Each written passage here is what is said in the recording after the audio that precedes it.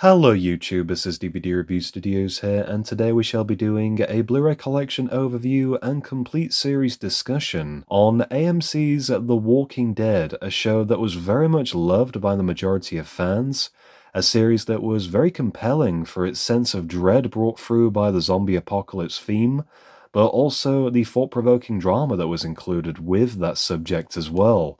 And in terms of the scope of the series and the amount of storytelling and characters it has covered, across 11 seasons now in total with the show now coming to an end, I thought it would be great to look back on the show, discuss what I loved about the series, what personally I didn't really like about it, and as we go through each individual season one by one, I'm going to recall some of my favourite episodes, personal favourite characters, and standalone moments. I've actually not finished the series as of yet. The show is still airing, but I've not watched any of season 11.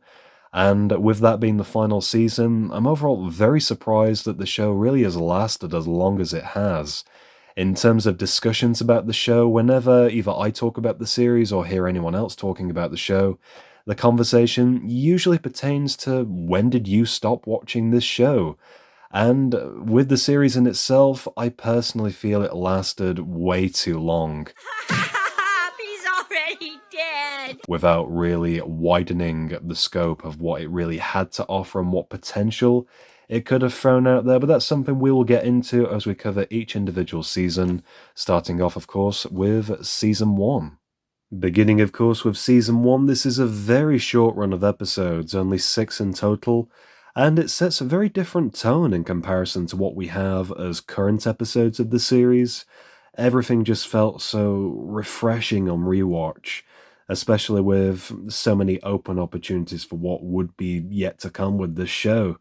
And we start off this show with some vague kind of scenes set prior to the events of the zombie apocalypse, which isn't something we see too much of throughout the run of the entire show. We have it once or twice in some of the later seasons. But the main focus is the main character. We're introduced to police officer Rick Grimes and his partner Shane, and when on the job, Rick is shot and hospitalized and awakes from a coma, and this is where he sees that the world has gone to shit and the zombie apocalypse is in full swing. And I really do love the sequences showing him learning about this new world, where he pulls himself together, and one of the main influences of these sort of early moments in the apocalypse for Rick is where he meets a man called Morgan and his son Dwayne. And Morgan is a fantastic character, very well acted by Lenny James, and he appears several times throughout the series and actually went on to be a major character in the spin-off series Fear the Walking Dead. And as this run of episodes continues, the main sort of plot point is Rick trying to survive, and he makes it his mission from this first episode to find his wife Laurie and his son Carl. Carl, where's Carl? Carl! A lot of what this season comes down to is learning about the so-called rules of this world, such as in the second episode, wearing zombie guts makes you appear like one of them. And character development is also very important, especially in an establishing season like this, which I guess is kind of ironic considering only a handful of the characters from this season actually make it. Zero tolerance for walkers. One of my personal favourite characters from the get-go was Glenn, who has some incredible stories across the entire series, and arguably has one of the most brutal deaths in the show. Back to it. Which in my eyes he certainly did not deserve, but that's the brutality that this series should be striving for. Another couple of favourite characters, Daryl and Mel Dixon. An interesting duo. For one, they were never actually part of the original source material, they weren't in the comic series, so the showrunners kind of had free reign for what to do with them. And I really like their dynamic, Mel being a loudmouth sort of redneck stereotype. You ought to be more polite to a man with a gun! And Daryl being very easily influenced, to say the least, and following in Mel's footsteps until they are separated. And with that in mind, progressively, Daryl becomes a much better person thanks to this. And Mel's story is left somewhat on a cliffhanger, which I very much liked, and this picks up in Season 3, thankfully. The last episode of this season is a controversial one, both amongst fans and really even the creators themselves. In the current episodes and spin-offs, this seems to be playing a major role.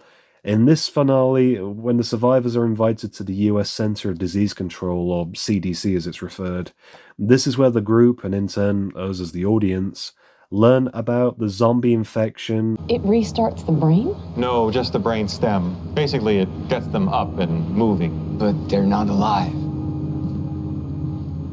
You tell me. And looking into this episode, creator Robert Kirkman did, funnily enough, say he regrets actually having this episode as part of the series because it gives too much away. And this is true to an extent, but there isn't really much mystery to the zombies at this point.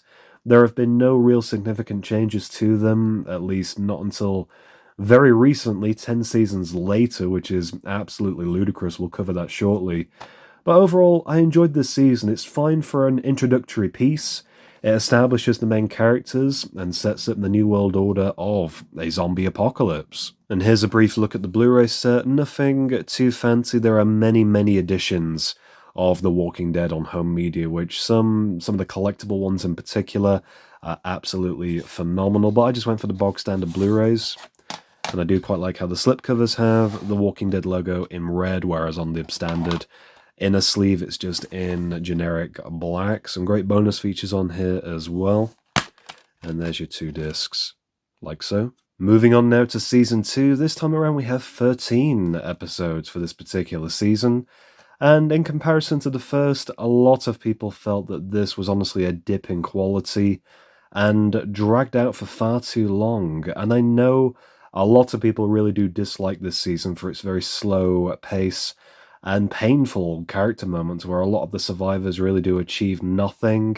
A lot of arguments going around in circles in particular, and personally, I actually didn't mind this season. I liked the beginning half. The highway scenes in particular were very memorable.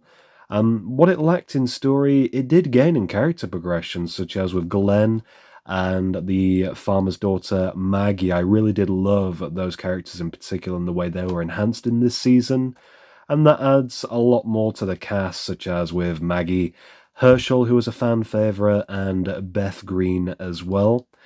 And you could kind of tell throughout this season which characters were becoming somewhat disposable, and maybe that isn't such a good sign for a second run of a successful AMC series, but you could really tell they were struggling as far as the writers were concerned to give every single character a decent chunk of the plot and the story to enhance them further. The vast majority of this season is spent on the farm owned by Herschel, and he helps save Carl from a gunshot wound, which is how these characters group together, and where the survivors hold out on the farm, only to discover that Herschel has a dark secret.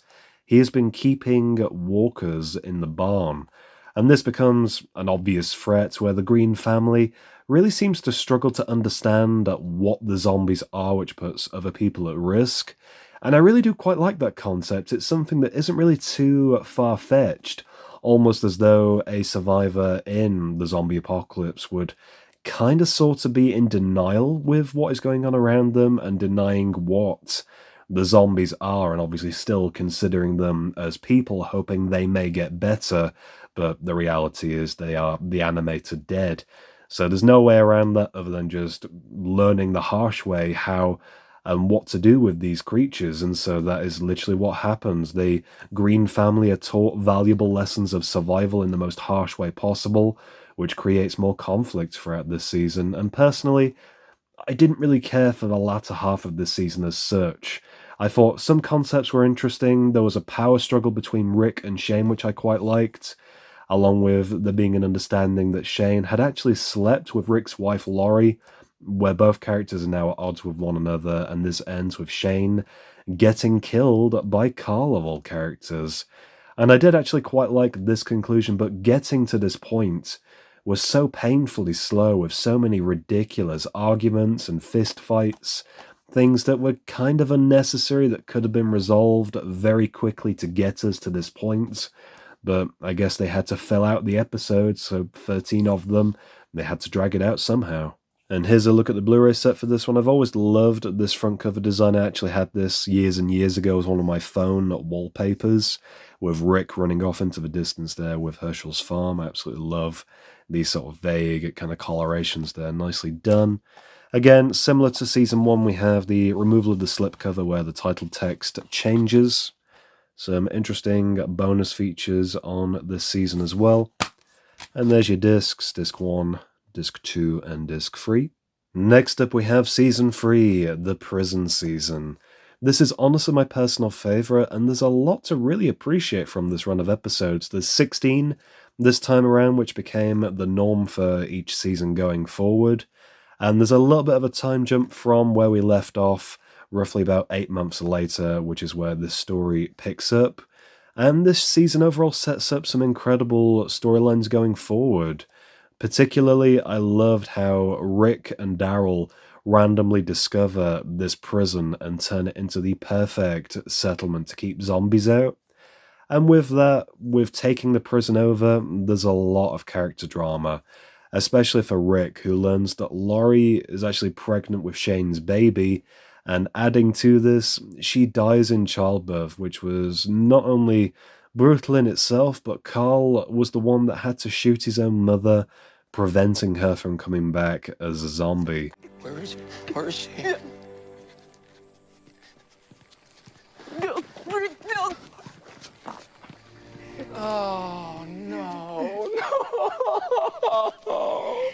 And speaking of brutality, at long last, this season introduces our first main villain, the Governor, portrayed incredibly by David Morsey, one of my favourite British actors. And in comparison, his comic book counterpart was much darker, something I feel the TV show sadly had to hold back on to an extent. But we do see some interesting, darker character progression take place, especially when the Governor loses the influence of his followers at the Woodbury town, another community established in this season. And his character feels, I guess, more so inspired by certain elements of the comic version, which is good for the originality, but obviously lacks certain expectations for this character. And speaking of Woodbury, I really did love the scenes involving Andrea, where her character is expanded upon greatly. She was actually left behind at the latter stage of the second season, but is taken in by Michonne. And the pair are absolutely incredible throughout this season. I really do love what Michonne brings to the table in particular, and the amount of significant changes that are brought onto this series, especially when both of these characters are discovered by Merle, of all people, who is made to be the Governor's right-hand man. How's about a big hug for your old pal Merle? That's not a hand joke, I assure you, but I do love this metal sort of contraption that Merle has with the knife taped to it. I honestly kind of wish we had more stuff like that. We see this kind of thing later down the line with the character Aaron.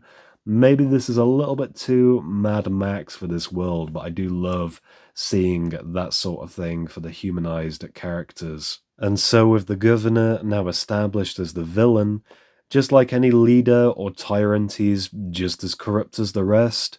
And learning of the prison group, where obviously Andrea comes from, he views all of these characters as a threat, and like with any threat, he aims to wipe them out. And although it is a slow burn throughout the season, the latter half is all about setting up conflict between the two groups, and the Governor inevitably losing. And even though he does lose in this season, he does make one hell of a comeback in Season 4. But I just love the progressive stages of him becoming obsessed with destroying everyone at the prison, including Rick. And this becomes his downfall, where those around him, his followers, lose faith in him to a point where he literally massacres them all, which was a very unexpected move, showing just how unpredictable the Governor is as a character.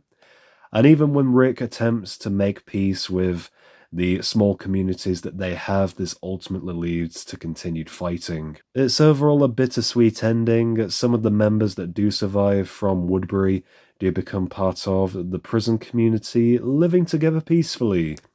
Or so we think. And here's a look at the Blu-ray set, a proper box set style, which I very much appreciate. There is the back cover and a list of bonus features included. And then opening this up, we have some interesting inside artwork of some of the major characters featured throughout. So we have Michonne, Rick, and of course the Governor. And there's your discs, 5 there in total. Moving on now to season 4, this is where the show begins its decline for me personally. And I'll be honest, where a lot of people I know were enjoying the show, it was at this point in time they decided to bail on the series. And I'll be honest, there are some incredible moments going forward, but for me personally, the show just has too many episodes for its own good. It felt like there was more focus on dragging out the content that we got in the seasons going forward to meet the demand of 16 episodes per season, rather than focusing on telling a constructive story. And this season begins with too many characters, and rather than progressing them or writing them out properly, they are all more or less just killed off by a flu spreading throughout the prison. And this causes even more conflict to occur when Carol starts burning the bodies of those that have been infected, which includes a couple of minor characters, one in particular, Karen, the girlfriend of one of the characters that does become somewhat major in this season and the next, and that is Tyrese, a character that I did actually quite like. And he demands justice for this insensitivity, shall we call it. And this leads to Carol getting kicked out of the community. And I didn't really expect that, to be honest. Although she was portrayed as kind of weak throughout the earlier seasons, there's a reason she became a fan favorite, and moments like this only seemed to strengthen her as a person when it came to surviving in the zombie apocalypse. This world toughens her, and the actress Melissa McBride delivers some phenomenal acting, and at sometimes she is very unpredictable as a character, which can be a good thing as well. Across several episodes leading up to the mid-season point, the governor makes a return by manipulating people around him into becoming a new army to rise up against the prison. And this includes an episode where we solely focus on him just traveling alone and picking up the pieces from really what was left over from the fall of Woodbury. And these are some of my favorite episodes of the entire series. Again, Morsey is a fantastic actor, and these character-specific moments only go to further reinforce this about him. And the ending of this mid-season was pretty brutal, with an all-out battle at the prison, including several of the major characters dying, including Herschel, who was beheaded by the governor, which I honestly did not expect. Liar. Definitely a harsh way for that character to depart from this series, and I love the actor Scott Wilson. The innocence and wholesomeness that he brought to that role was absolutely incredible. And rather than taking the prison by force, the governor just destroys it instead, leading to all of our survivor characters with no home split up on the road. As far as the latter half of this season goes, I really did not care for it all that much. Each individual episode is all about the separated character groups from where they end up following the destruction of the prison. So we have Rick, Carl, and Michonne, Daryl and Beth, Tyrese and Carol, along with two little girls struggling to understand what the zombies are. And that caused some pretty fucked up conflict and a very brutal demise as well of a child in this series. Just look at the flowers. Glenn and one of the governor's followers, Tara, and then Maggie looking for Glenn, joined by Sasha and Bob. And there are some bits to appreciate from these episodes, but ultimately, I just found them to be a drag. I did like how we're introduced to Abraham, Rosita, and Eugene, who tag along the journey with Glenn, who is also trying to find Maggie. And the payoff for these episodes, I'll be honest, it just wasn't all that good. I really didn't appreciate how they had to drag this out for half an entire season just to make it to this camp called Terminus, which is not what it seems. It was portrayed as like a safe haven where survivors could obviously go and stay, but instead, when all the characters do meet up at this point by the end, all of them are placed into a railroad boxcar, which was kind of unexpected and a little bit of a letdown for a series finale. And here's a look at the Blu-ray set for Season 4. Even though it's a 5-disc set the same as Season 3, they managed to slim it down into a standard Blu-ray case, which I do appreciate. Saving on the shelf space, as always, is always a good thing. And there you go, there is the discs on the inside. Season 5 picks up from where we left off, and although I was disappointed by the latter half of Season 4, I love the opening episode to this season. It's easily my favourite episode, individual episode. The survivors are gassed by the group at Terminus, and they are gagged and taken to what is essentially a butcher shop at this point. Turns out the people at Terminus are indeed cannibals, led by a man named Gareth. And this storyline was very interesting, but wrapped very, very quickly. Wasn't as much content as I was really expecting for something like this. And this is where Carol actually redeems herself. Did you do that?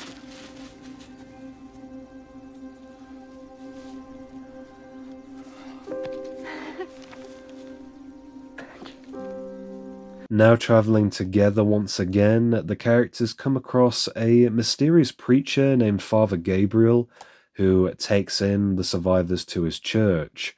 And Gareth, having survived the attack on Terminus, manages to track down the group at the church. He kidnaps Bob, who was bitten on a supply run, and they actually start to cook his leg right in front of him, which provided, and please don't judge me on this, one of the funniest moments of the entire show, one of which myself and a couple of close friends find so funny that we still quote it to this very day. David me! Shut up. You eating JDC? Shut up! And so, attempting to infiltrate the church, this is where Gareth's group are brutally slaughtered. Again, fantastic cinematography for this season, where the shadows of these characters provoke more imagination to how the Terminus group were being killed without it being a typical blood and gore fest that we have seen time and time again. I kind of wish the show had embraced a different kind of on-screen portrayal of what we are seeing time and time again without it being stale and repetitive. As the rest of this season went on, things were kind of hit and miss in my opinion. Abraham, Eugene, and several of the other characters left the church, trying to get Eugene to Washington, who supposedly has a cure for the zombie infection, and this was all bullshit. It's such a shame that that story didn't really go anywhere. Alive? Why alive for? I feel that honestly would have been a really unique story thread and overall a great departure from the comic series to kind of have some hope in there rather than just more false hope for these characters. A lot of the continued story revolved around Beth of all characters, who was mysteriously kidnapped in the last season and waking up in a hospital of all places. She attempts to escape, where Daryl leads a search with Carol to try and find her, and with the rest of the group involved trying to make a trade for some of the police officer characters that were working at the hospital that they find and kidnap. They attempt to exchange them for Beth and Carol, for this to go horribly wrong. And yeah, these were some pretty harsh scenes that, to be honest, really cemented my hatred for how tedious certain moments of the show were becoming. The second half of this season sets up a major ongoing story thread for the few seasons ahead, where Rick and the others are found by a man named Aaron, and he introduces them to the town of Alexandria, a safe community from the Walkers, which needs a leader, being Rick Grimes. Their current leader, Deanna, was honestly quite an interesting character, and she takes a personal interest in these survivors as new recruits that are essential to their community. And then, as always, character drama ensues, where the locals are basically unfit to take care of themselves against walkers in particular, getting other people killed, and Rick has to prove a point of keeping everything orderly. And so, once again, the Rick-tatorship continues to thrive. And here's a look at the Season 5 Blu-ray set. A little bit of trivia for this one, even though it says the complete 5th season on the spine.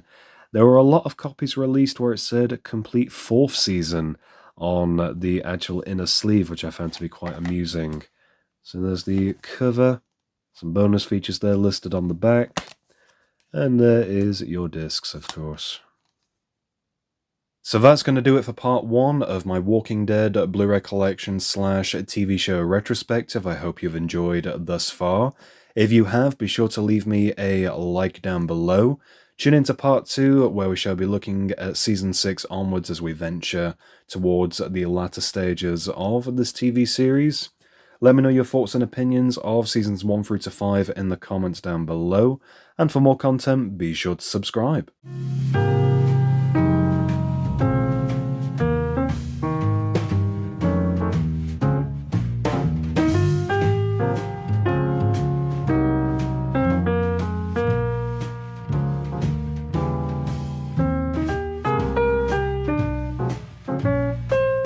Are you threatening me? Tainted meat? Fuck off.